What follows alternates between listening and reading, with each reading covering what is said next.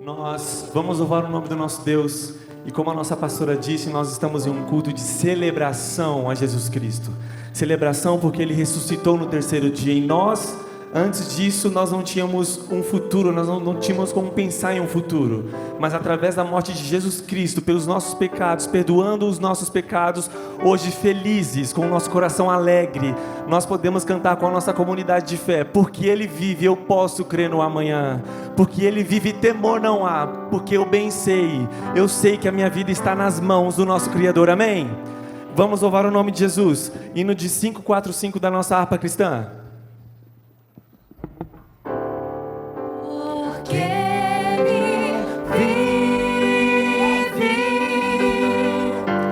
Posso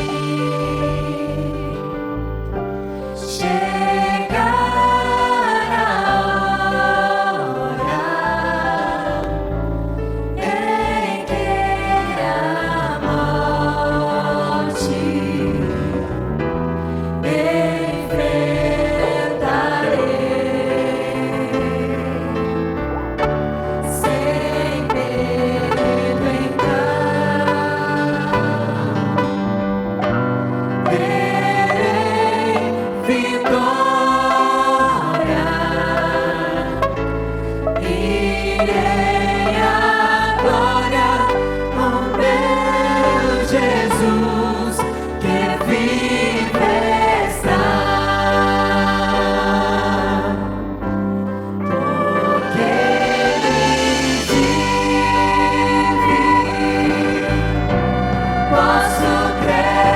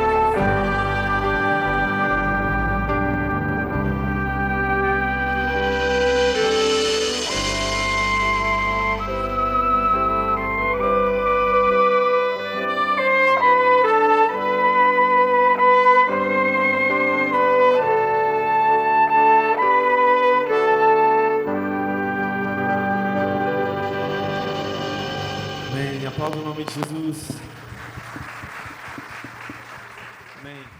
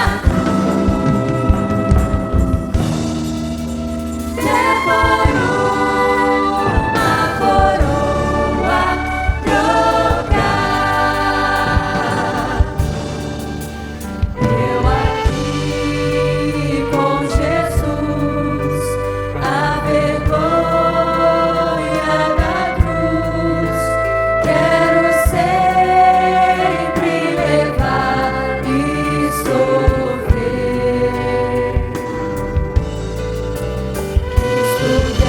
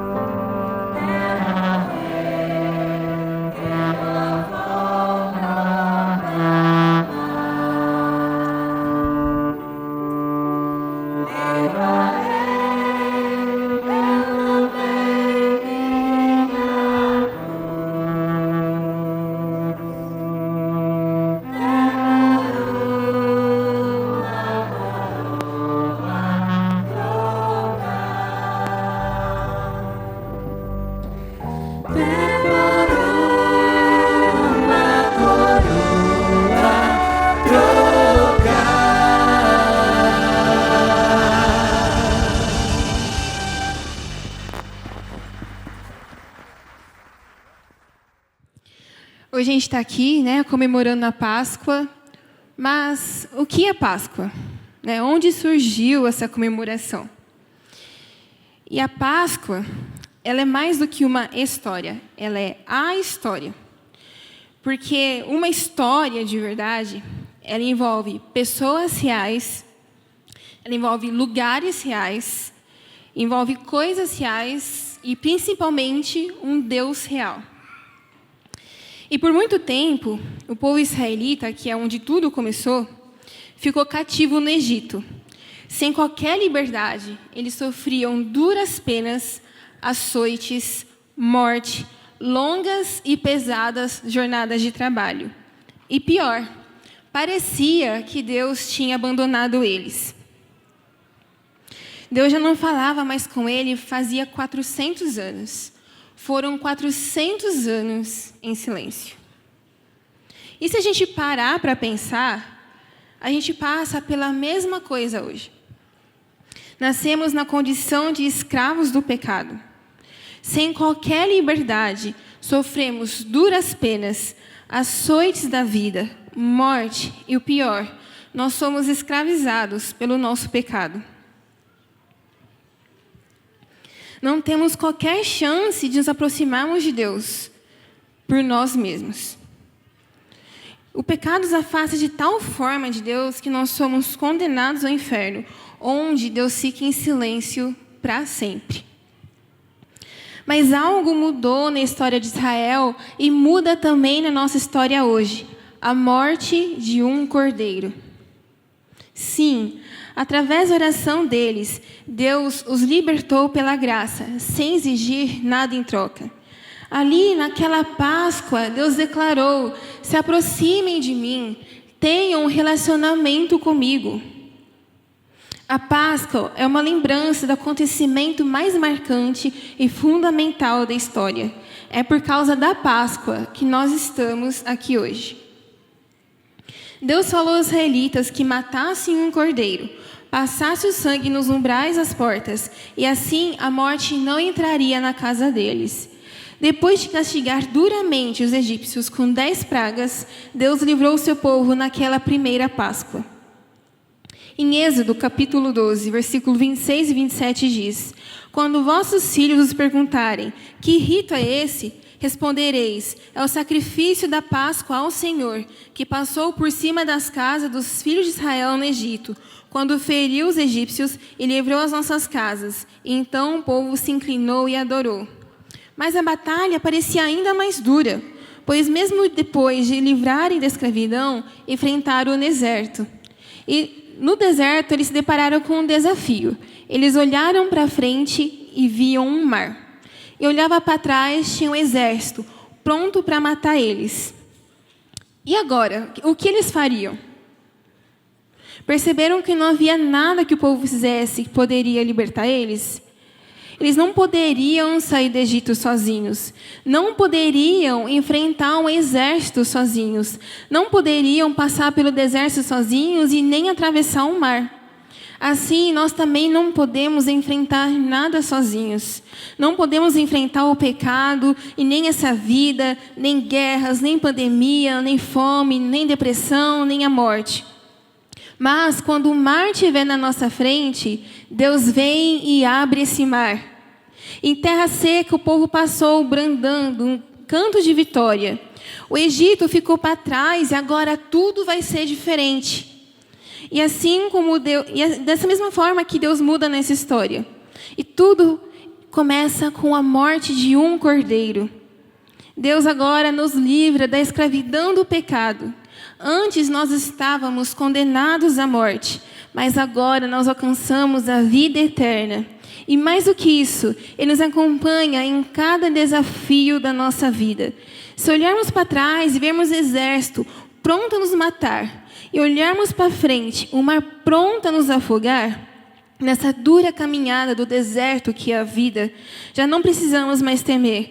Temos um Deus chamado Emanuel, Deus conosco.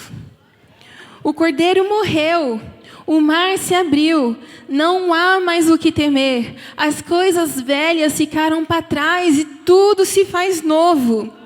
O Cordeiro morreu, mas a morte não pôde detê-lo. Ele ressuscitou, está vivo, está aqui hoje. Os milagres, eles são reais se você crê. E assim como aquele povo atravessou o mar e cantou um canto de vitória, nós podemos cantar também hoje. E assim como eles disseram, Ashir Adonai ki gaogar, cantarei ao Senhor, porque Ele triunfou gloriosamente. Mihamor Baerlim Adonai, quem é como vós entre os deuses, ó Senhor? Mihamor Hanedar Bakodesh, quem é como vós, glorioso em divindade? Nahita Vahasdaha, antes o Gaota, em vossa misericórdia, vós os guiais, vós nos salvais. Ashira, Ashira, Ashira. Cantarei, cantarei, cantarei.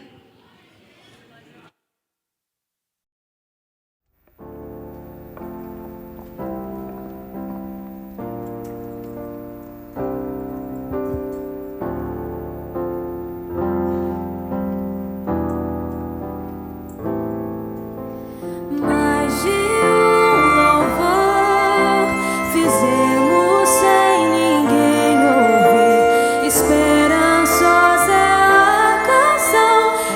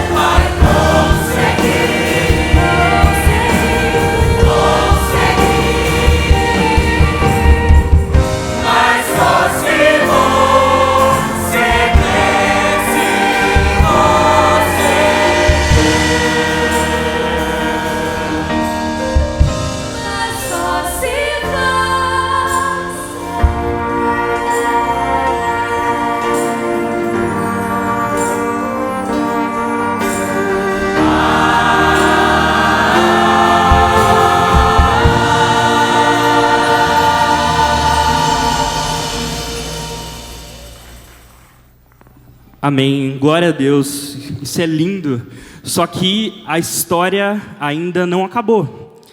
A história ainda precisa continuar, e a história continua sendo narrada, pois havia ainda uma promessa ainda haveria de se cumprir. O Rei, o Criador, o Eterno, o Senhor, o Deus Pai, o Deus de Israel, mas Ele viria agora pessoalmente salvar o seu povo. Conforme vemos no espelho, o povo do Senhor foi liberto da sua escravidão do Egito, e eles bradaram, eles cantaram glórias ao Senhor por conta disso, porque o Senhor os libertou da escravidão e do Egito, e da mesma forma nós seríamos libertos da nossa escravidão, nós seríamos libertos do véu da morte que caiu sobre toda a criação por conta do nosso pecado. E conforme foi profetizado, toda a criação agora prende a respiração, pois agora o grande Rei, pois agora o Criador, pois agora o Eterno, Ele chegou, agora o Rei chegou, e Ele esvaziou-se de toda a sua glória, esvaziou-se de si, agora o Rei, o grande Rei de Israel, Ele se torna o menor de todos os homens. Não havia nada de atraente nele, nada que nos levasse a olhá-lo com atenção, mas ele foi desprezado, ele foi ignorado. Um homem que sofreu porque conheceu a dor pela sua própria experiência. Nós olhamos para ele com desprezo, nós pensamos que ele era escória, mas o fato é que ele levou sobre si as nossas doenças, as nossas deformidades e tudo o que há de errado em nós, ele levou sobre si. Nós pensamos que ele era o culpado de tudo isso, que Deus estava castigando por sua culpa, mas foram os nossos pecados que caíram sobre ele, foram os nossos pecados que o feriram, foram os nossos pecados que o dilaceraram, foram os nossos pecados que o esmagaram, os nossos pecados. Ele recebeu o castigo, e isso nos restaurou. Por meio das suas feridas nós fomos curados. Nós fomos como as ovelhas que se desviaram e se perderam. Cada um de nós fez o que quis, cada um de nós escolheu o seu próprio caminho. E sobre ele, o Eterno, o Deus, o Senhor dos Senhores, derramou todos os nossos pecados. Tudo o que nós fizemos de errado, ele foi afligido, torturado, mas não disse uma só palavra. Mas como a ovelha que é levada ao matadouro, ou como o cordeiro para ser tosquiado, ele aceitou tudo em silêncio. Ele morreu sem pensar no seu próprio bem-estar. Ele foi golpeado, ele sangrou por conta dos nossos pecados. Eles o sepultaram com os maus e o jogaram num túmulo com os ricos, embora nunca tenha feito mal a ninguém ou dito uma palavra que não fosse verdade.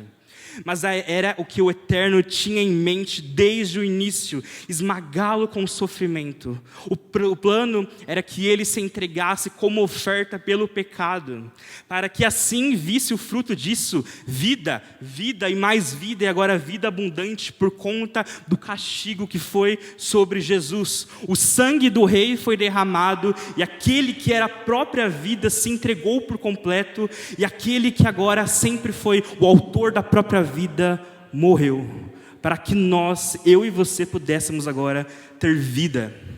Eis aí o Cordeiro de Deus que tira o pecado do mundo, que pelos nossos pecados foi esmagado e moído sem dizer uma só palavra, mas ele derramou a sua própria vida até a morte, provando do cálice da ira amarga de Deus, para nos dar a sua doce graça, a sua graça irresistível, para que agora nós podemos viver.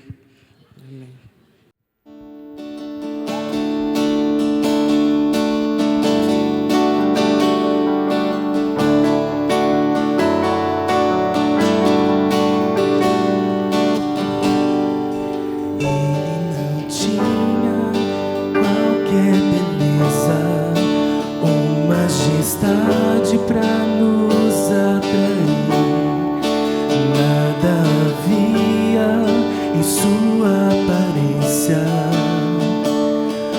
para o desejar, mas rejeitado dentre os homens, ainda assim carregou nossas dores. O seu castigo nos traz paz, não se esvai.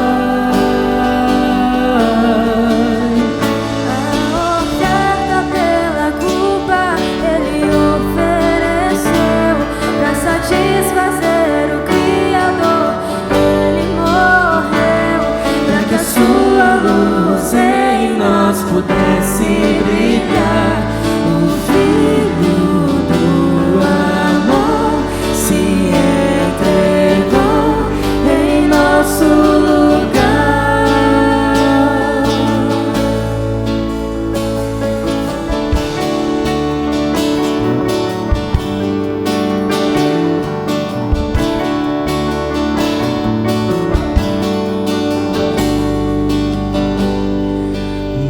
Rejeitado entre os homens, ainda assim carregou nossas dores.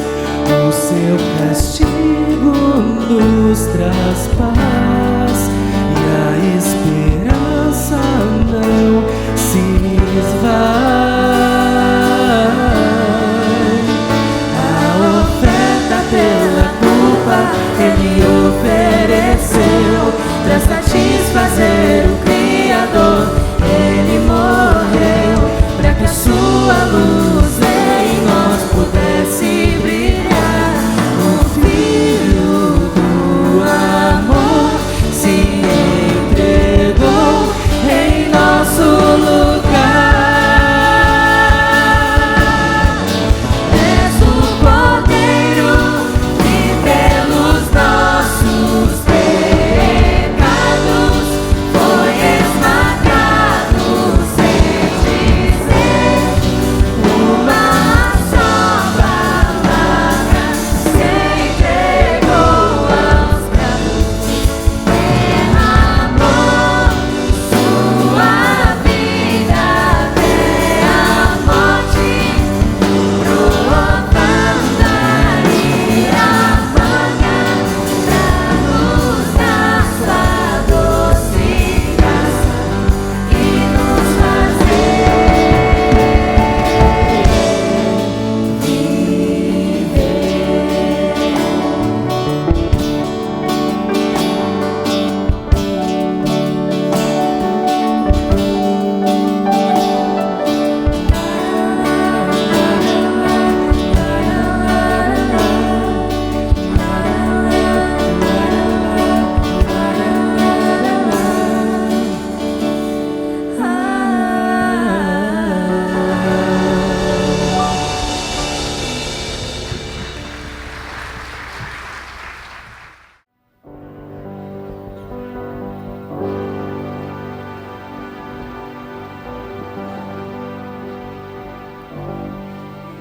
No jardim do Getsemane, enquanto a oliva é esmagada para se tornar azeite, o Messias ajoelha para orar. Sua alma está repleta de tristeza, sua face no chão. O peso do seu sofrimento pressionando sua alma como uma pedra. Seus acusadores e seu caminho colocados diante dele. Preso sem causa, traído por um beijo, condenado sem culpa, negado por aqueles que ele amava.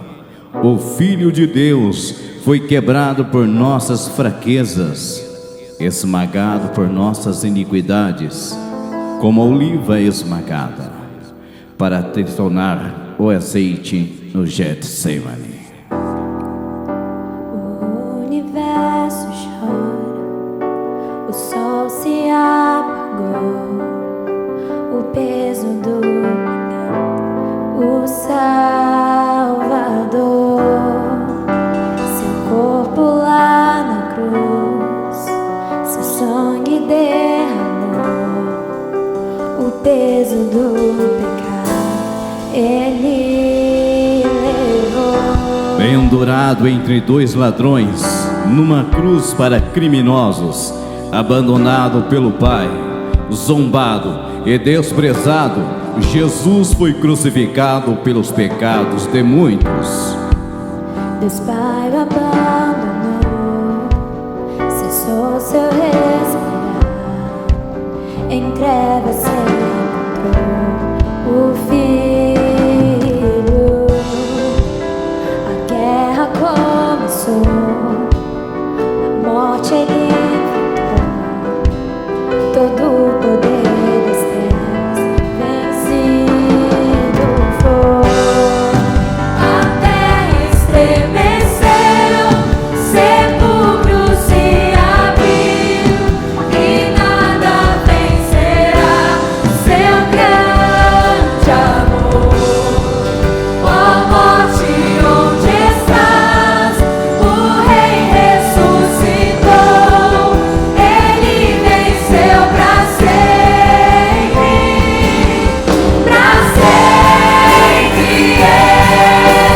exaltado é, para sempre adorado é, para sempre ele vive, ressuscitou.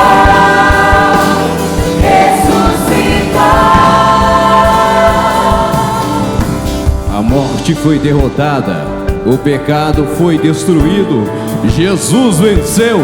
Por suas pisaduras fomos curados, das suas feridas jorram sangue carmesim, correntes de água viva jorrando para a vida eterna, como óleo ungido do sumo sacerdote, derramado para todos os que creem. Agora nenhuma condenação há para aqueles que estão em Cristo Jesus. Toda a culpa foi perdoada, toda vergonha é desprezada, pois a palavra do Senhor permanece para sempre. O poder do Salvador venceu a sepultura. Fortalezas não resistem ao Senhor que reina sobre toda situação, e a palavra permanece hoje para sempre. A morte ele venceu. Fortalezas não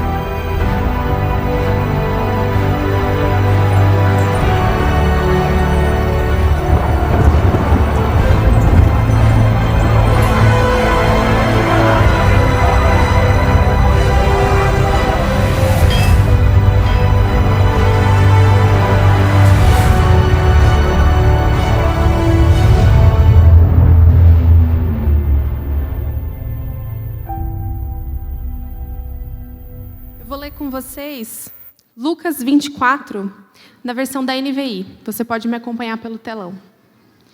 No primeiro dia da semana, de manhã, bem cedo, as mulheres levaram ao sepulcro as especiarias aromáticas que haviam preparado.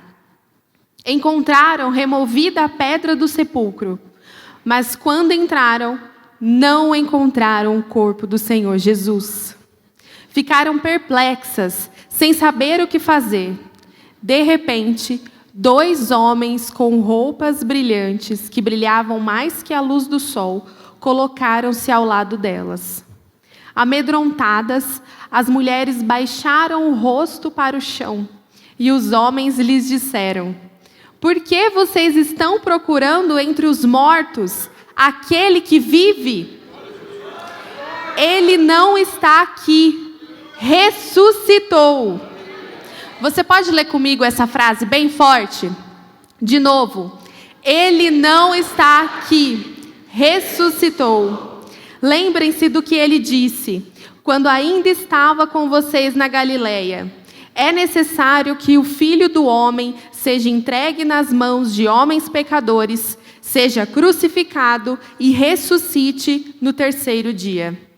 Então se lembraram das palavras de Jesus. Quando voltaram do sepulcro, elas contaram todas essas coisas aos 11 e a todos os outros. As que contaram essas coisas aos apóstolos foram Maria Madalena, Joana e Maria, mãe de Tiago, e as outras que estavam com elas. Mas eles não acreditaram nas mulheres. As palavras delas lhes pareciam loucura. Pedro, todavia, levantou-se e correu ao sepulcro.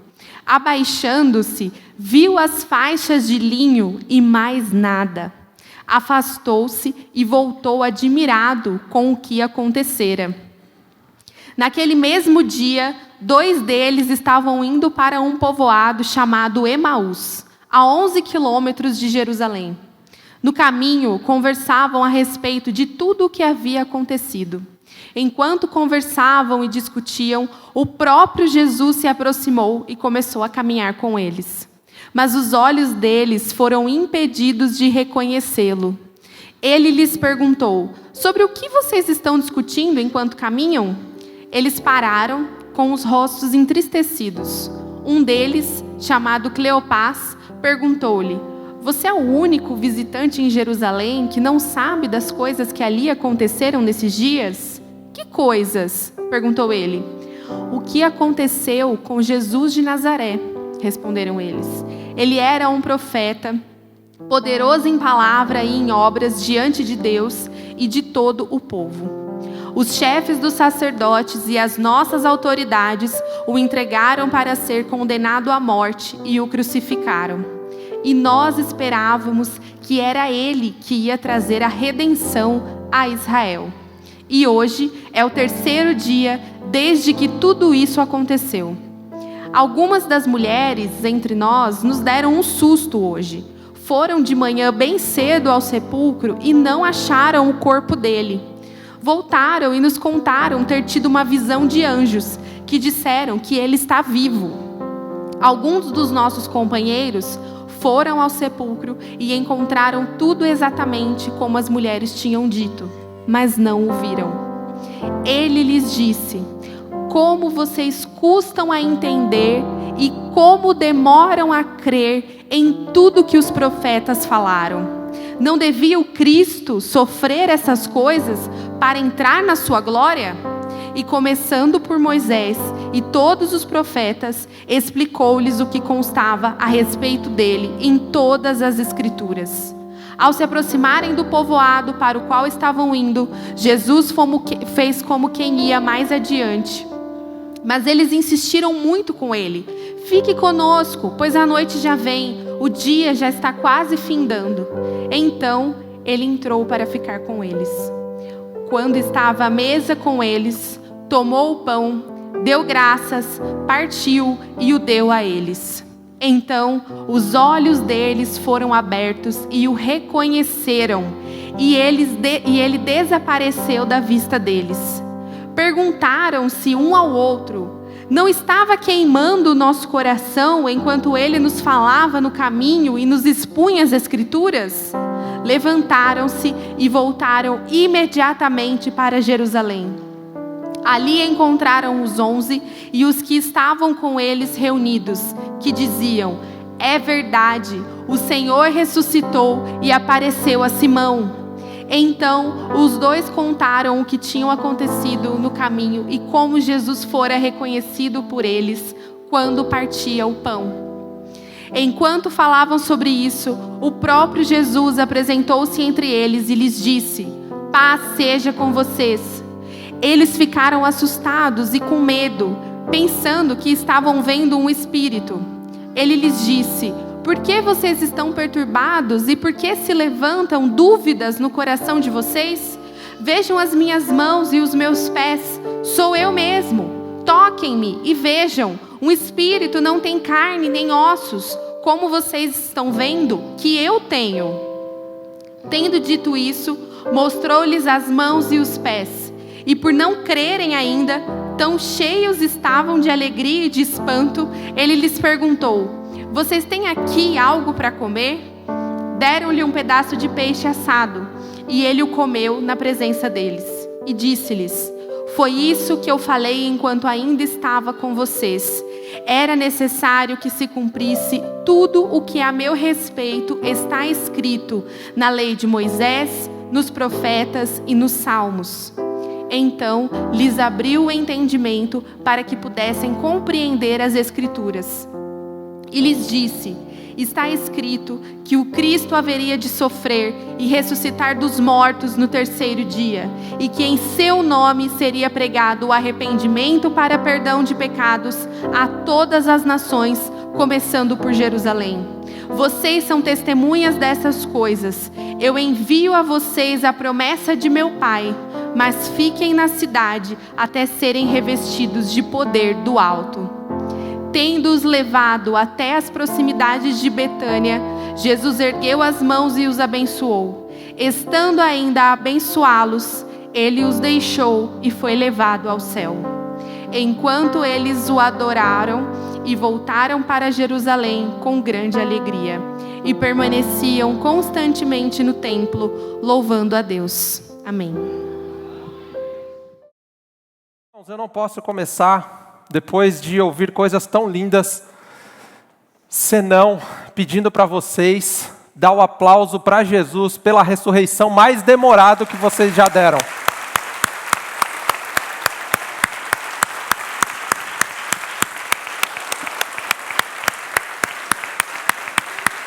Ele venceu, irmãos. Glória a Deus, ele venceu.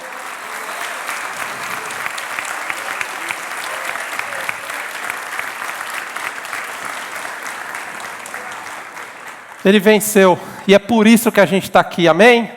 Fique à vontade para sentar no seu lugar. Irmãos, uma alegria estar aqui, que maravilhoso ouvir o Evangelho de Jesus, não é? Nós estamos conversando, nós percorremos no último mês o caminho e conversando sobre os dias que antecedem a crucificação e a Páscoa de Jesus. Hoje é a Páscoa e, sem dúvidas, irmãos, como o pastor falou, hoje é o dia mais importante da história do cristianismo e da história do mundo. Não fosse a ressurreição de Jesus, a nossa fé seria inútil, seria em vão, Paulo diz. Então a ressurreição de Jesus é o maior anúncio que o mundo já ouviu até hoje. Jesus ressuscitou e é por isso que nós estamos aqui. E eu queria falar hoje é um domingo de Páscoa, e eu quero expor algumas coisas aqui, e eu peço que os irmãos prestem atenção e peçam o tempo todo para Jesus falar por meio da palavra dele. Amém, irmãos?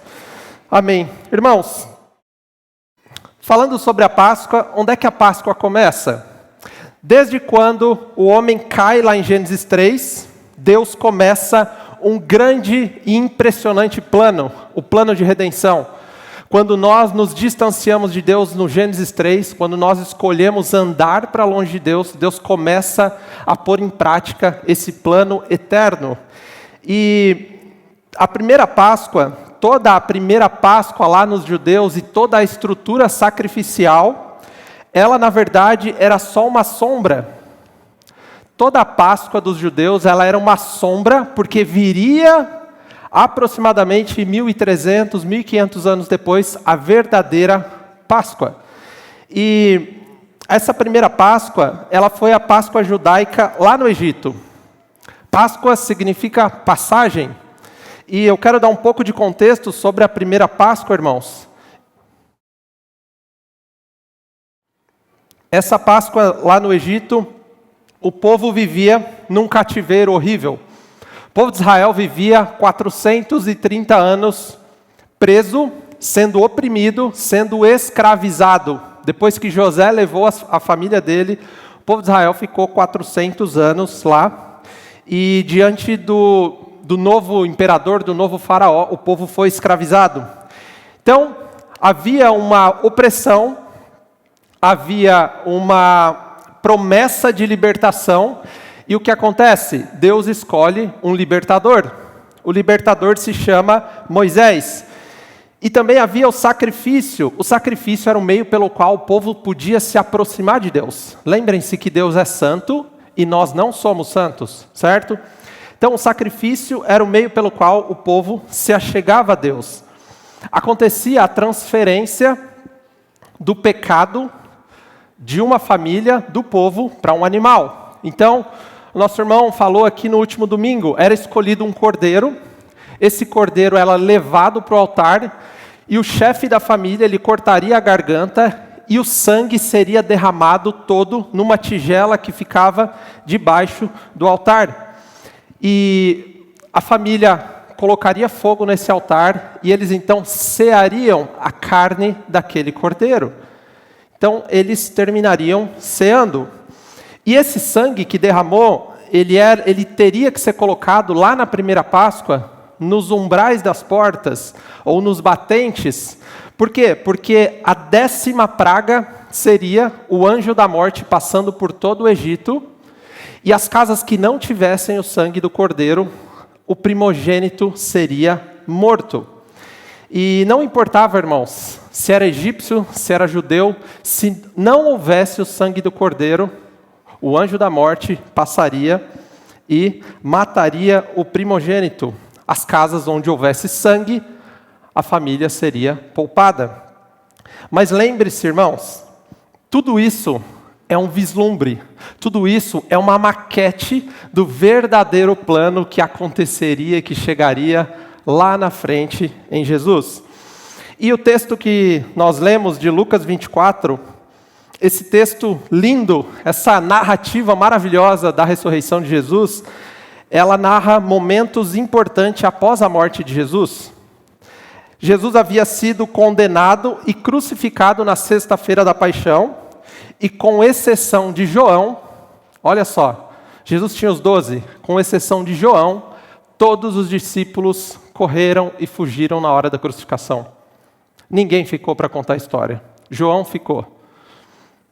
E Jesus havia sido crucificado, e esse relato que nós lemos, ele acontece desde o domingo de manhã até a ascensão de Jesus, como vocês viram no final do texto. E aqui, as mulheres, elas estavam indo até o sepulcro, elas foram para cuidar do corpo de Jesus. Se os irmãos lembrarem, Jesus morre e eles tiram o corpo de Jesus ao final da tarde da sexta-feira, e os discípulos levaram para a tumba de forma corrida, porque após as 18 horas da sexta-feira é sábado.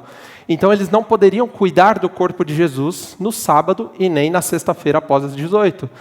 Então as mulheres estão indo para cuidar do corpo de Jesus, mas elas não encontraram o corpo de Jesus ali. E elas veem anjos que dizem que: por que é que vocês estão procurando dentre os mortos aquele que está vivo? Aquele que ressuscitou?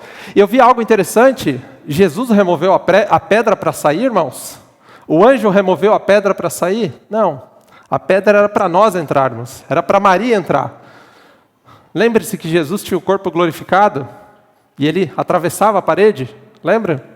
Então, a pedra está removida E o Evangelho de Mateus ainda conta que Jesus aparece para as mulheres no caminho de volta. E boa parte do texto conta a história de alguns discípulos que estão voltando para casa, os discípulos no caminho de Emaús. Aqui o texto conta o nome de um deles, Cleopas. Cleopas, ele provavelmente era um dos discípulos ativos de Jesus. Ele está muito triste voltando para casa, ele mais o seu amigo, para uma aldeia chamada Emaús, que ficava a 11 quilômetros de Jerusalém. E eles estão muito, muito desapontados, irmãos. Por quê? Porque havia uma promessa. Havia uma promessa e havia uma crença dos judeus de que durante 3 dias o Espírito ainda pairava perante os vivos. E aí eles ficaram 3 dias. Bom, Jesus vai ressuscitar, ele vai tomar a glória de Israel, ele vai pegar Pilatos. Passou 3 dias, ele não ressuscitou. E é por isso que eles estão voltando entristecidos, como diz o texto. E Jesus se mostra a eles, Jesus caminha com eles, também Jesus se mostra aos seus discípulos, e no final do texto que nós lemos, Jesus ainda, para provar que ele estava num corpo físico, ele pede um combo de McFishes com fritas ali, né? Ele come uma tilápia talvez, e ele se alimenta ali com os discípulos, e depois abençoa eles, e no poder do Espírito Santo envia os seus discípulos. Por fim, o texto diz que Jesus, ele é elevado aos céus, e ele vai. Esse texto percorre 40 dias. Jesus fica por 40 dias aqui na terra, ressurreto. Irmãos, por que é importante e por que não é trivial falarmos sobre isso?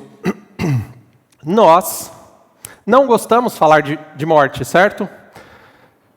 Tem gente que gosta de notícia ruim porque gosta de sofrer de graça, mas a gente não gosta de morte, especialmente quando a morte é na nossa família. O exemplo disso é o nosso mascote da Páscoa, é um coelhinho bem fofinho, né? Nada contra o coelhinho, mas a Páscoa, ela tem alguns cenários e tem umas janelas que não são nada bonitas. Mas nós não gostamos de falar de morte, irmãos, porque morte é algo que nós não controlamos. Morte é algo que empurra, chuta a porta da nossa casa e leva aqueles que nós amamos. O dia que o nosso irmão aqui contou o testemunho do filho, irmãos, eu fiquei alguns dias ainda, porque quem tem filho sabe o quanto é difícil você pensar nessa possibilidade. Mas nós não gostamos de falar de morte porque nós somos frágeis e não controlamos nenhum segundo sequer da nossa vida. Nós não sabemos o que tem do outro lado, nós temos dúvida muitas vezes, e muitas pessoas que nós conversamos, elas vivem com medo da morte. E é por isso que nós nos apegamos a tudo que fala sobre... Se alguém aqui já assistiu Premonição, que você consegue prever a morte, aí você consegue dar uma volta. Ou talvez algum outro tipo de filme onde você consegue ressuscitar depois de morto. Porque isso é o nosso sonho de consumo, irmãos. Nosso sonho não é só ficar rico. Nosso sonho mesmo, como humanidade, é não morrer, é não envelhecer. Nós não queremos passar dessa. E recentemente a notícia do ataque às creches, especialmente lá em Blumenau, devastou a gente, irmãos. Porque a gente não tem controle. A gente não consegue controlar quando que alguma coisa terrível e horrenda dessa vai acontecer.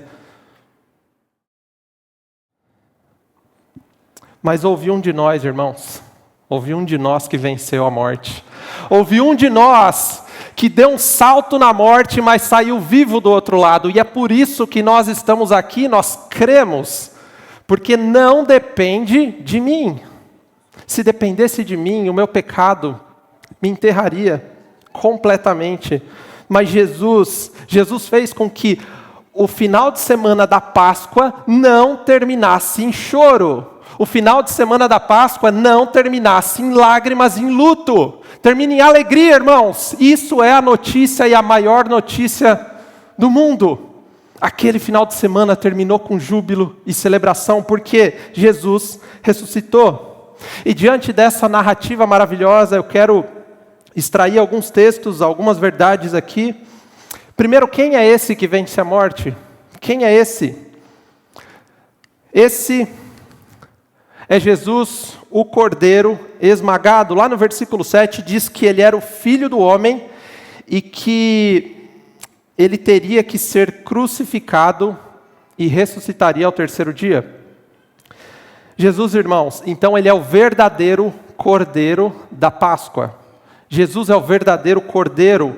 João Batista recebe revelação e ele diz: eis aí o Cordeiro que tira o pecado do mundo. E o Cordeiro de Deus, ele é Jesus, sim, ele é a chave para a libertação do seu povo. O sacrifício, irmãos, nunca foi algo bonito, nunca foi algo romântico. Falar sobre sacrifício, o cordeiro, ele era amarrado, a sua pele era arrancada, a lã era arrancada do seu corpo para que nós fizéssemos roupas para nós. Não tem nada de bonito nisso. Assim também, o nosso Senhor Jesus Cristo foi moído. Ele foi moído, irmãos. Ele foi moído e ele fez roupas para nós, para que nós fôssemos vestidos com justiça. Pelo sangue do Cordeiro nós fomos revestidos por ele. E o sacrifício tanto não é algo bonito que muitos de nós aqui vomitaríamos diante da cena da crucificação. Ontem eu peguei para assistir de novo o filme da Paixão de Cristo.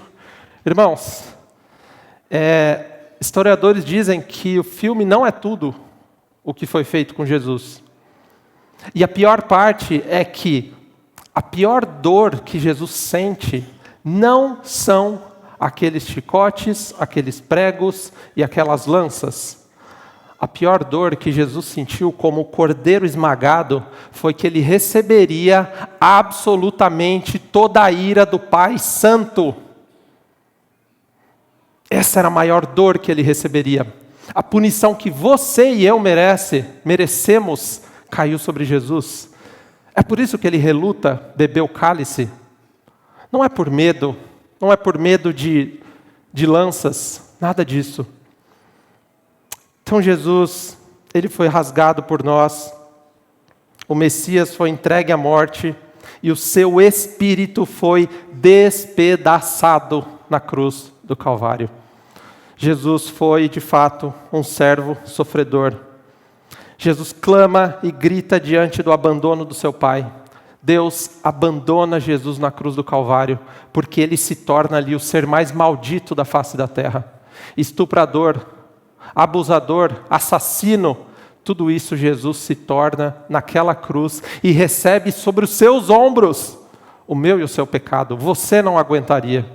As minhas pernas e os meus ombros não aguentariam, mas Jesus aguentou por mim e por você. Cada momento, irmãos, mas cada momento da cruz foi planejado. A Bíblia vai dizer que o Cordeiro de Deus foi morto antes mesmo da fundação do mundo. Então pare de achar que você precisa impressionar Deus. Não, ele já morreu antes da fundação do mundo. E lembre-se do que ele diz: ninguém tira a minha vida. Eu acho isso maravilhoso. Pilatos diz: eu tenho poder de te fazer morrer ou viver. Ele fala assim: não. Você não tem poder não. Ninguém tira a minha vida. Eu a dou. Eu dou por amor. Eu dou porque eu olho para cada rosto aqui e eu morro por cada um de vocês. É isso que ele diz. Ninguém tira a vida desse Cristo ressuscitado e esmagado.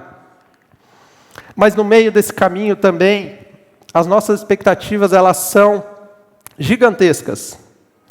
Porém, assim como os discípulos, Jesus muitas vezes não é quem nós esperamos que ele seja. O versículo 19, a parte B, os discípulos falam que ele era um profeta poderoso. No 21a diz que nós esperávamos que ele ia trazer a redenção. Por que é que ele não trouxe? O que é que aconteceu? Em outras palavras, ele morreu e não atendeu às expectativas pessoais daqueles discípulos. Fracassou.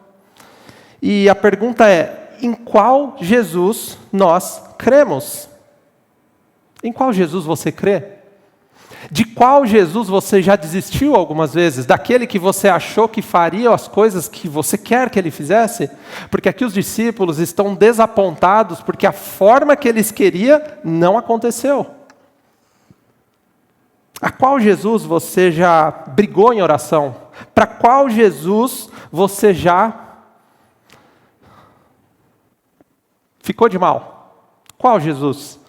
Porque nós temos uma habilidade gigantesca, irmãos, de pensar que Jesus tem que fazer algumas coisas, Jesus tem que me dar, Jesus tem que me abençoar, mas Ele já te abençoou morrendo na cruz do Calvário. Irmãos, você só acordou hoje, domingo, do seu travesseiro gostoso, porque Ele morreu por você na cruz. Isso é maravilhoso. Então, muitas vezes, assim como os discípulos, nós criamos um Jesus falso, um jeito de Jesus, como se esse Jesus tivesse que atender às minhas necessidades. Mas independente disso, irmãos, eu queria dizer que Ele se coloca ao nosso lado quando nós estamos errados, tristes, pensando que Ele nos abandonou. Ele está caminhando do nosso lado, igual com aqueles discípulos. E Ele está caminhando, e está falando com você, e você não está entendendo, até o momento que o seu coração começa a ficar em chamas, porque Ele está falando com você, e Ele vai te mostrar alguma coisa que você não sabe. É isso que acontece com os discípulos. Por quê? Porque muitas vezes Jesus não corresponde às nossas expectativas. Jesus não responde às nossas orações e a gente acha que Jesus não está funcionando, não existe, porque Ele não fez aquilo que nós queremos. Porque temos uma visão errada de Jesus. E como é que essa celeuma termina, esse caminhar? Jesus começa a fazer o quê? Usar o poder dele para mudar. Ele começa a expor as Escrituras.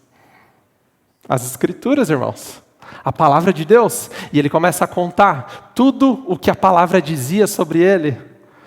E aí esses discípulos, é por isso que o coração deles começa a ser aquecido, porque a palavra está sendo exposta. E por que é que muitos de nós temos crise de fé? Porque nós não estudamos a palavra. Deus falou muita coisa, de várias maneiras, e a gente não abre a Bíblia. E aí a gente crê num Jesus que não existe, num Jesus fake, que Ele vai te frustrar. Eu garanto que Ele vai te frustrar, porque Ele não existe. É um ídolo que nós criamos. Mas se você reconhecer esse Jesus da Bíblia como Salvador, você vai entender que o que você precisa de verdade não é de um namorado, o que você precisa de verdade não é de um carro novo, não é de uma casa própria, não é de um trabalho que ganhe o dobro que você tem. O que você precisa desesperadamente é de um Salvador. É isso que você vai descobrir. Nós precisamos de um Salvador que vive, de um Salvador que ressuscitou. Porque todos os outros, irmãos, todos os outros morreram. E a Bíblia diz que se Ele morresse e lá estivesse, não haveria motivo algum para nós pregarmos, porque nós morreríamos também. Não haveria qualquer coisa após a nossa morte. Mas Jesus, Ele faz o que? Ele abre um portal para a eternidade. E Ele fala: vem comigo porque eu já abri esse portal. E se você crê, você também vai vir. Não pelos seus méritos, mas pelos meus méritos, pelos méritos de Jesus. O que mais, irmãos? Terceira coisa que eu queria falar, a coroa de Jesus. Jesus, o Rei ressuscitado. Olha o que diz lá no verso 5, a parte B e o 6. Por que vocês estão procurando dentre os mortos aquele que vive? Ele não está aqui. Ele já ressuscitou. Irmãos, Ele é o Rei prometido. Ele é o Rei esperado. Ele é o ápice da revelação bíblica. Jesus veio consumar a maior promessa da história do nosso mundo. Jesus, Ele ressuscita e assim Ele anuncia que a morte agora será nada mais do que um cochilo no sábado. Jesus ressuscita e anuncia que a morte vai ser um descanso até o alvorecer de uma nova criação. Que maravilhoso, irmãos. A morte não é mais a tumba fria lá onde nós ficaremos, ou para onde, sei lá para onde você iria. A morte agora é um descanso para onde de lá nós receberemos um corpo glorificado. Glória a Deus por isso, irmãos. Em Jesus a morte se torna um cochilo. Que maravilhoso. Os irmãos que gostam de cochilar aqui, ó. Em Jesus nós não tememos a morte. Irmãos, eu li uma frase essa semana de quão terrível é, para quem não crê em Jesus e na ressurreição, o sofrimento aqui. Porque o sofrimento vai ficar por ele mesmo. Nós que cremos em Jesus, Jesus já nos prometeu uma nova criação, um novo mundo, um reino onde lá não vai ter dor, e Ele deu sinais de que lá não vai ter dor quando Ele por aqui passou, de um reino onde não vai faltar comida, porque Ele deu sinais aqui quando Ele multiplicou pães, não vai faltar, e vai sobrar saúde. Para quem crê em Jesus, irmão, sofrer aqui é você sofrer. Paulo diz que tinha alguns sonhos, um deles era participar dos sofrimentos de Cristo. Por que participar dos sofrimentos de Cristo era um sonho de Paulo? Porque ele cria em algo muito além daqui, meus irmãos, muito além daqui. Então em Jesus a morte é um descanso. Irmãos, Ele é o prometido para nos libertar. Porque Jesus, Ele é o verdadeiro e definitivo Cordeiro. Não precisa mais de sacrifício. Ele é o verdadeiro e definitivo. A cruz é o verdadeiro e definitivo sacrifício. Não precisa mais de sacrifícios. Jesus é o verdadeiro e definitivo libertador. No Antigo Testamento está cheio de sacrifícios, está cheio de libertadores, mas quando Jesus vem, Ele põe um basta naquele banho de sangue que acontecia. Porque agora o verdadeiro Cordeiro já morreu e já pagou os pecados de todos nós, irmãos. Todos nós. E Ele morre como um cordeiro maltratado, mas Ele ressuscita como um cordeiro, como um leão vencedor, e se assenta à direita do Pai. Esse é o nosso Senhor. Esse é o nosso Senhor.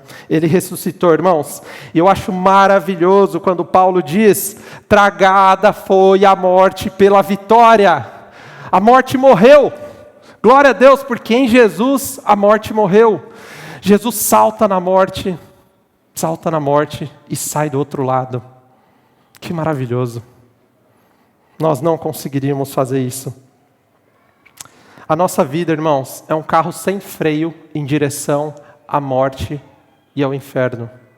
A nossa vida é um carro desgovernado e nós precisamos desesperadamente de um Salvador. Nós não damos conta da nossa própria vida, nós não conseguimos pagar os nossos próprios pecados, não. E na Páscoa, é isso que nós comemoramos. Veio um de nós, nascerá um, que pisará a cabeça da serpente. E Ele veio. E crendo nele nós temos vida eterna. É nele que nós temos vida eterna, irmãos. Essa verdade é tão maravilhosa.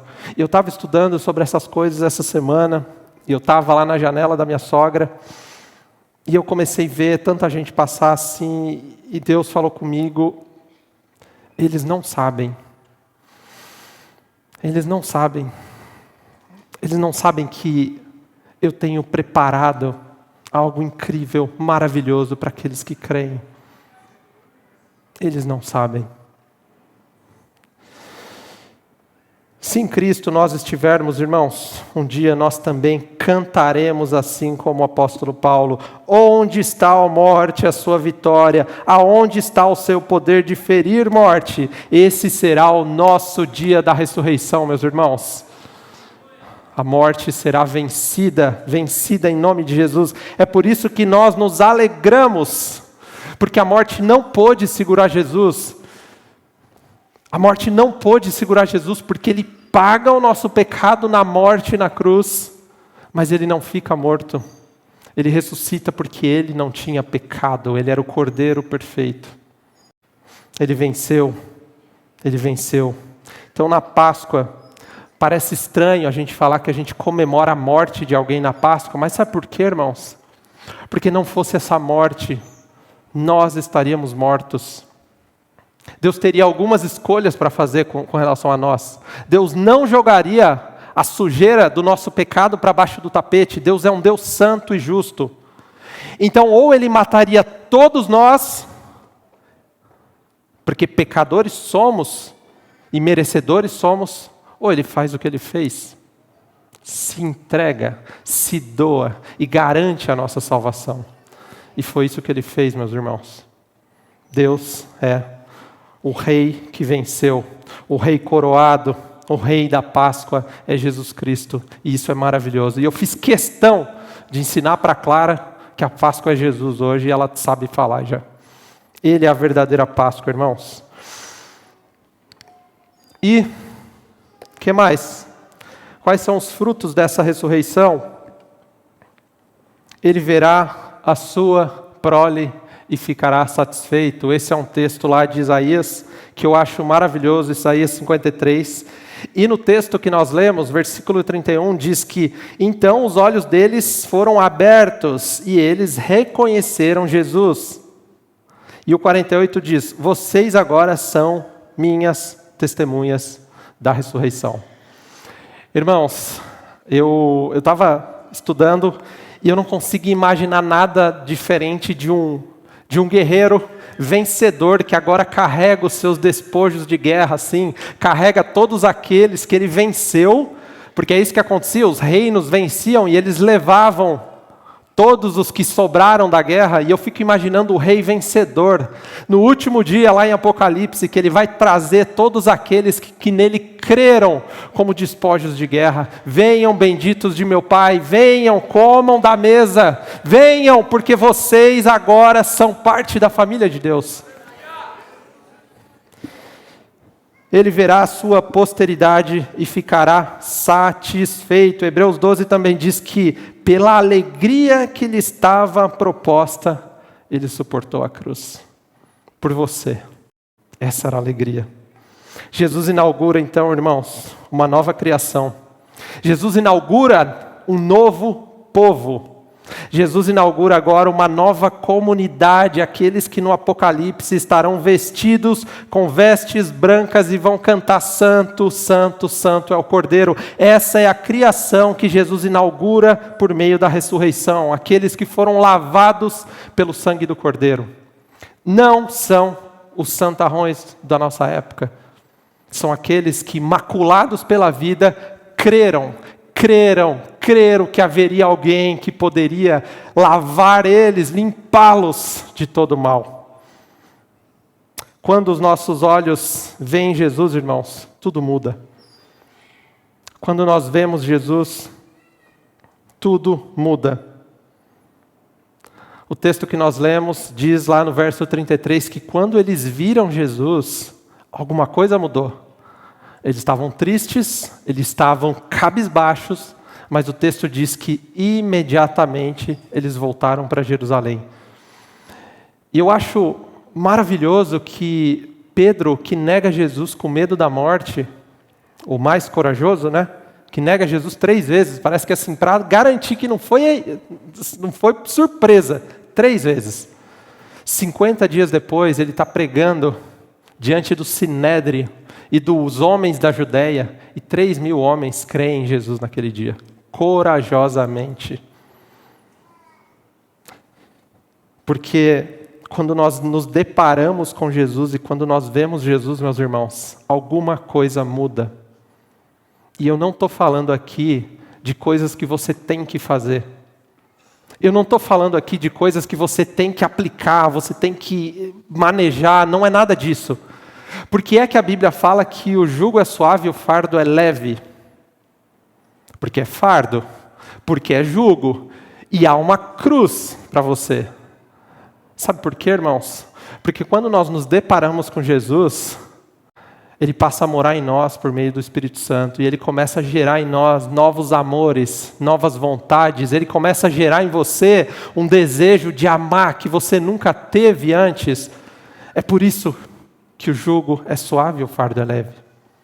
Quando nós nos encontramos com Jesus, nós não precisamos fazer as coisas por fazer, seja na igreja, seja em qualquer outro lugar, porque brota da vida daquele que honra a Deus agora.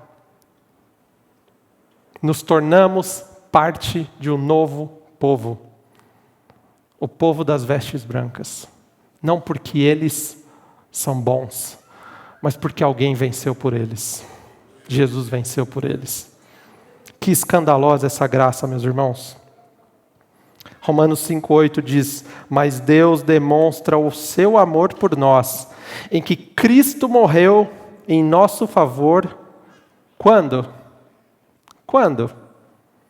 Quando ainda éramos pecadores. Não importa quem você é, não importa o que você fez, não importa o sentimento que você tem, não importa se você não consegue ser bom. Aqui, Cristo morreu quando ainda não merecíamos, e na verdade nunca mereceremos, irmãos. A graça ela é abundante e é maravilhosa. Jesus morre pelos fracos, pelos vacilantes e por aqueles que não conseguem ser bons. Ele abre os braços e fala: vem.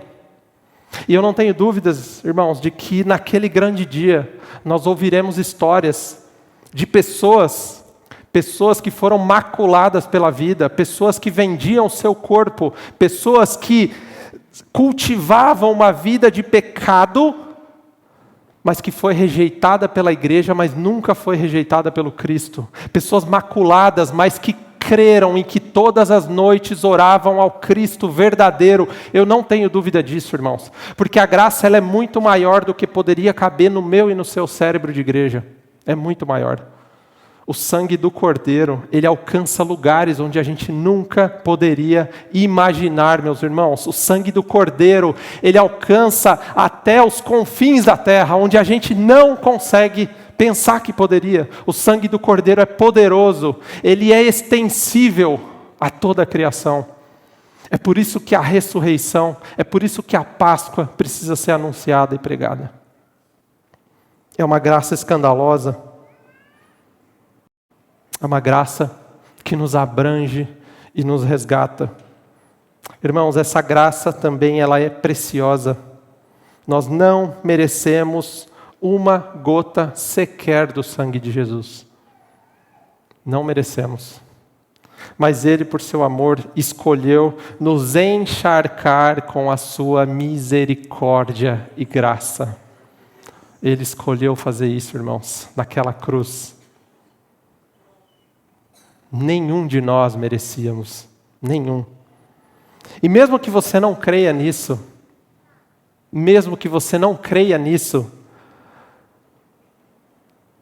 eu amo essa expressão, mesmo que você não creia nisso, agora dorme com essa notícia, dorme nesse barulho, Ele te ama. Ah, eu não acredito, não importa, Ele te ama, não importa. E que a nossa consciência, ela sofra pelo tamanho do imerecimento que há desse amor. Nada em nós faria com que Ele nos amasse. Mas na cruz, aquele que não tinha pecado se tornou pecado por nós. Deus ressuscitou dos mortos, Deus o ressuscitou. E a ressurreição é a garantia de que o pagamento foi aceito. Irmãos, não há culpa sobre você. Se você crê em Jesus, não há culpa sobre você. Não há culpa. Custou muito caro para Deus, muito caro para Jesus. Não custou caro para você. A graça é de graça para você, mas para Ele custou caro. Custou muito caro. Por isso chore. Chore, irmãos, chore pelo seu imerecimento diante dessa graça, chore por inadequação diante de um Deus tão bom e tão amável. A Páscoa e a ressurreição nos mostram essa verdade. Ele te amou, alegre-se, alegre-se, Ele te amou.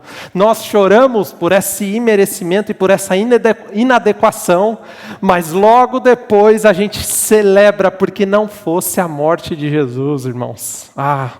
Não fosse a morte de Jesus. Quem seria de nós? O que seria de nós?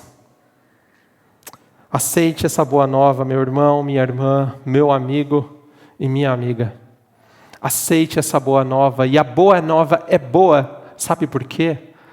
Porque não tem um mecanismo de coisas que nós precisamos fazer para ser aceito.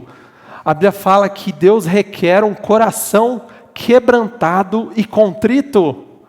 O demais Ele vai brotar em você. Entregue o seu coração para Ele. Ele quer o seu coração.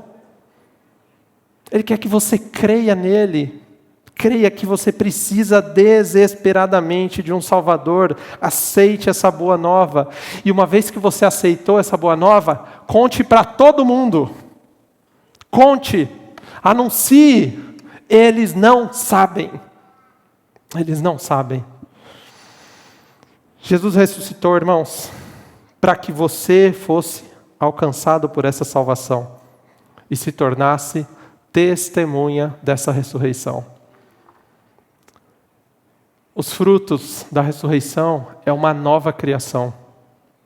Deus te convida a ser parte dessa nova criação. E para a gente concluir, quando a gente se encontra com esse Cristo ressurreto, as coisas na nossa vida ganham um novo significado. A gente não ama mais da mesma forma, a gente não cuida mais da mesma forma, porque agora nos deparamos com uma nova vida, com um rei. Diante dele, nós percebemos o quão santo e o quão puro ele é e quão pecadores nós somos. Chore por isso, mas depois alegre-se, porque ele falou, ainda assim, fedido, sujo, eu te abraço e eu te aceito. Porque é isso que o pecado faz com nós, irmãos. Ele nos escraviza. Ele nos escraviza. E por fim, há uma ressurreição que acontece dentro de nós. Vocês lembram de Ezequiel 36? A Bíblia fala que eu tirarei de vocês um coração de pedra e eu colocarei um coração de carne. Um coração que vai ser sensível ao meu espírito. Jesus inaugura uma nova criação. E aí, meus irmãos, alegrem-se. Alegrem-se. Porque é que os nossos irmãos primitivos morriam sorrindo. Porque eles não eram daqui. Eles eram de outra pátria. Eles não eram daqui. Eles não esperavam ter sucesso aqui. Eles criam numa pátria conquistada por Jesus na cruz. Quando nós ressuscitamos aqui, nos tornando fruto da nova criação, agora aqueles sonhos nossos que morreram por causa dos nossos erros, dos nossos pecados, Cristo ressuscita em nós o desejo pela vida. Não o desejo só por viver, mas o desejo por fazer viver também.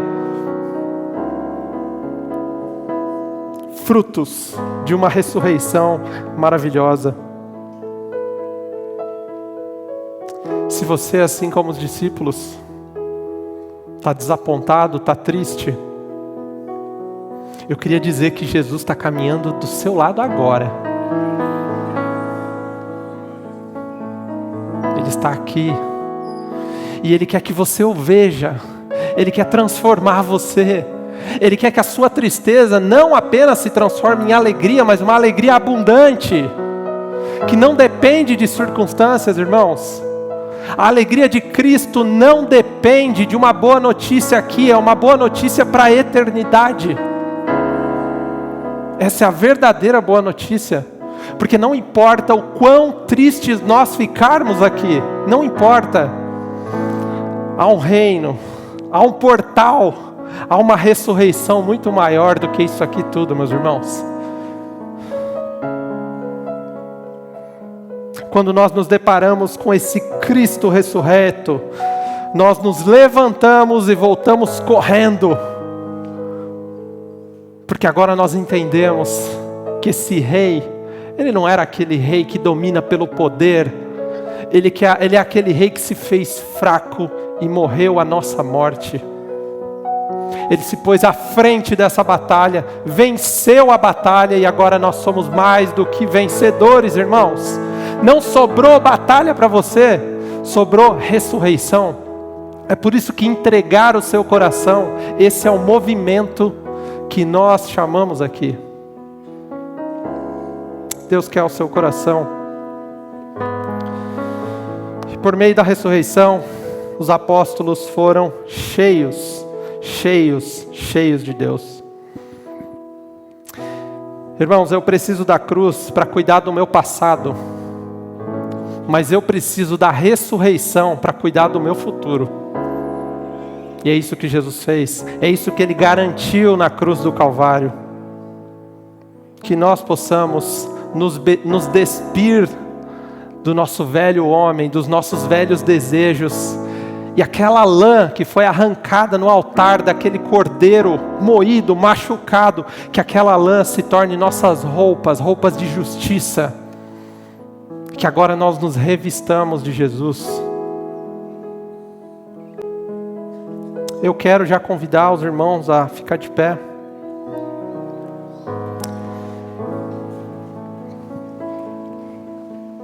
Feche seus olhos, nós vamos fazer uma oração agora.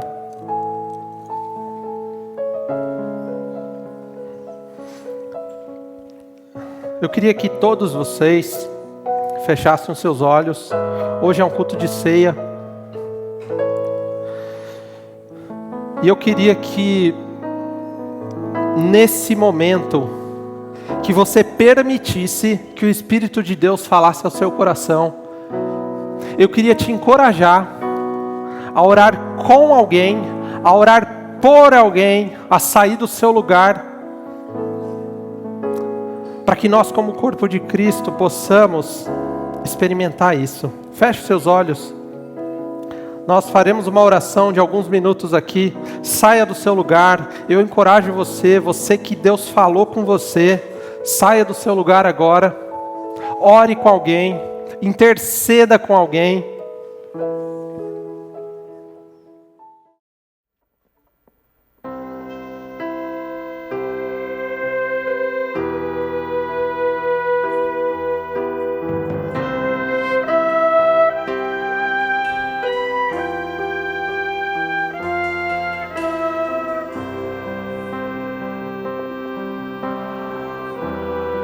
Em suas mãos tem a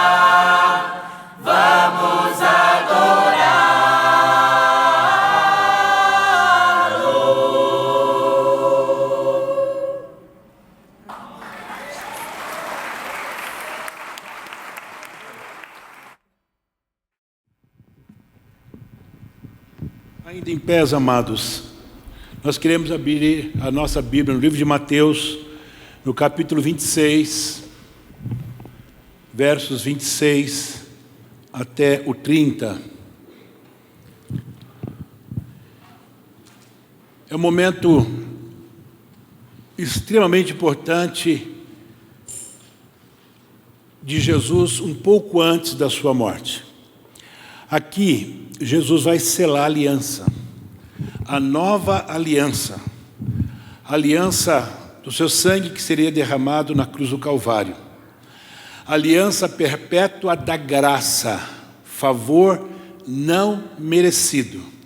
Então, esta é a última ceia de Jesus com os seus discípulos. E ao final ele diz algo extraordinário. Diz assim o texto: e quando comiam, Jesus tomou o pão e abençoou e partiu e deu aos seus discípulos e disse: tomai e comei, isto é o meu corpo. E tomando o cálice, dando graça, deu-lhe dizendo: bebei dele todos, porque isto é o meu sangue, o sangue do Novo Testamento, que é derramado por muitos para a remissão de pecados. E digo-vos que desde agora não beberei deste fruto da vida, até aquele dia em que beba novo convosco no reino do meu Pai. E tendo cantado o hino, saíram para o Monte das Oliveiras. O texto ele é extremamente claro quando ele diz para os seus discípulos que a partir daquele momento seria uma nova vida. Quem está em Cristo, nova criatura é. Os elementos, por favor.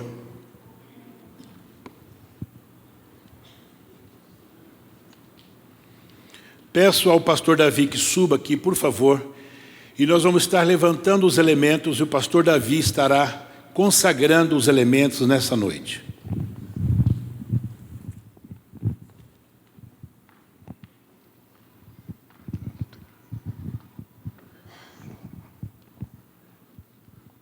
Pai, Senhor, irmãos, vamos orar.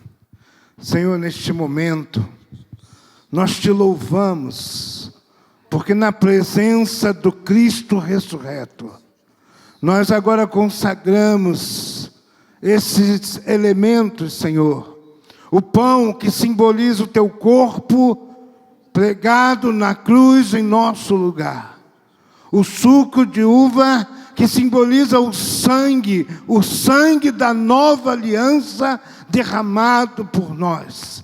Por isso agora, Pai, diante da presença do Cristo ressurreto e num ato de fé, nós oramos apresentando ao Senhor e consagrando para que seja ministrado ao teu povo, à tua igreja, aos teus discípulos, e que ao beberem sejam abençoados, sejam edificados, sejam curados, sejam sarados para a glória do nome do Senhor Jesus. Amém e amém. Amém. Glória a Deus.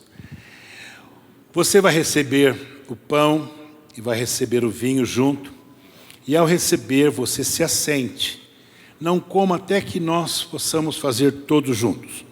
Se você está aqui hoje e ainda não é evangélico, não desceu as águas, por favor, se assente e não participe. Se você é de uma outra denominação, fique à vontade para participar conosco nesta noite. Jesus disse: tomai e comei, este é o meu corpo. Tomai e bebei, ele seu cálice, e deu aos seus discípulos. Podeis servir.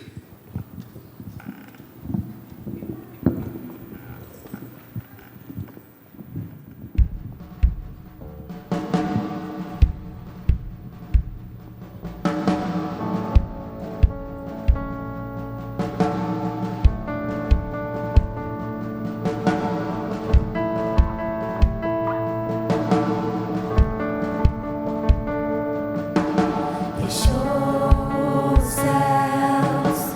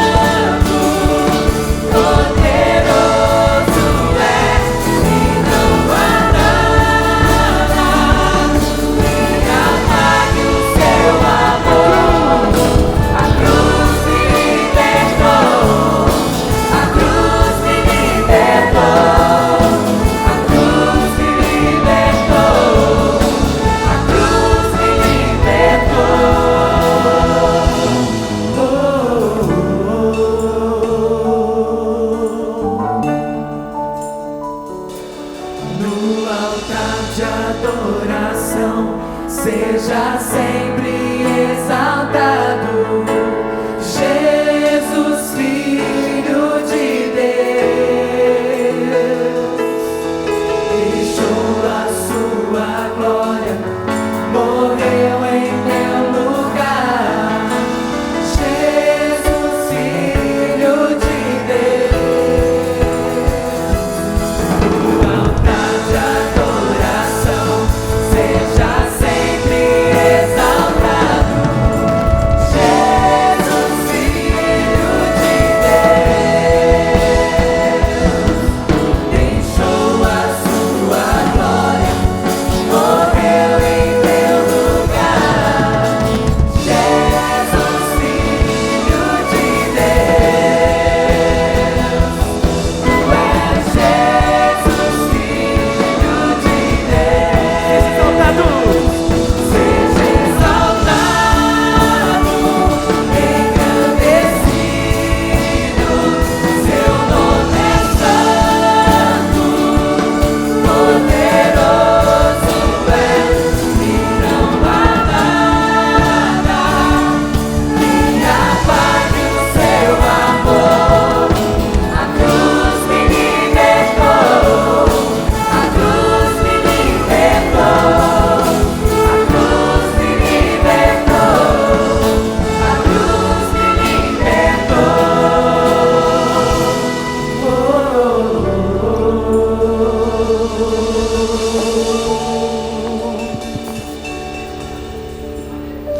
Irmãos, vamos colocar em pé, todo mundo. Esse é o momento que Jesus preparou para nós. Vocês estão com o suco e o pão na mão. E lá na primeira Páscoa, aquele cordeiro era comido e aquele sangue era espargido. Esse aqui não é o corpo de Cristo e esse aqui não é o sangue de Jesus. Mas todas as vezes em que nós comermos e bebermos do sangue e do corpo de Jesus, eu acho maravilhoso a expressão de que representa que agora nós estamos nos unindo a Cristo. Não há mística nesse pão e nesse suco, irmãos, mas há um símbolo de que aquela nova criação que Jesus conquistou, agora é um com Ele por meio do Espírito Santo de Deus. E eu quero que nunca mais nós peguemos nesse suco e nesse pão de uma forma desatenta, irmãos, mas que a gente lembre que o corpo de Cristo foi rasgado por nós, foi despedaçado, foi esmagado por nós. E o sangue dele foi derramado até a última gota por mim e por você. E é isso que nós anunciamos aqui hoje. Ele me alcançou e eu sou parte daquele povo. Eu sou parte daquele povo das vestes brancas. E esse ato representa que agora nós somos um com Jesus. E eu quero que nós comamos agora cheios de alegria, cheios de júbilo, porque o corpo de Jesus, ele foi rasgado por nós. Eu quero que você coma o pão agora e beba, sabendo que ele morreu por você e por mim. Coma com alegria.